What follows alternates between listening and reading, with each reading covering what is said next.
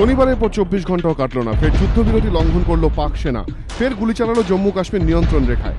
সেনাবাহিনী সূত্রে খবর, শনিবার রাতে জম্মুর কানাচক সেক্টরে ভারতীয় সেনা ছাউনি লক্ষ্য করে দফায় দফায় গুলি চালায় পাক রেঞ্জাররা। পাল্টা জবাব দেয় ভারতীয় সেনাও। পাক সেনার গুলিতে জখম হয়েছেন এক বিএসএফ জওয়ান। আহত জওয়ানকে সেনা হাসপাতালে ভর্তি করা হয়েছে। শুধু তাই নয়, এদিন দুপুরে পুঞ্চের বালাকোট সেক্টরেও গুলি চালায় পাক সেনা।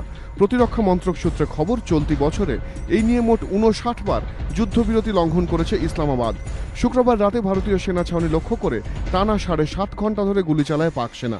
চলে ঘন ঘন মর্টার হানাও। 6 আগস্ট পুঞ্চে পাক সেনার বিশেষ বাহিনী এসএসজির হামলায় শহীদ হন বিহার রেজিমেন্টের 5 জওয়ান। রবিবার হাসপাতালে মৃত্যু হয়েছে আর এক গুলিবিদ্ধ জওয়ানের। বারবার যুদ্ধবিরতি লঙ্ঘনের ঘটনা প্রভাব ফেলেছে ভারত পাকিস্তানের দ্বিপাক্ষিক সম্পর্কে। যদিও প্রত্যাশিতভাবেই প্রতিটি ক্ষেত্রে গুলি চালানোর কথা অস্বীকার করেছে পাকিস্তান। এবিপি আনন্দ।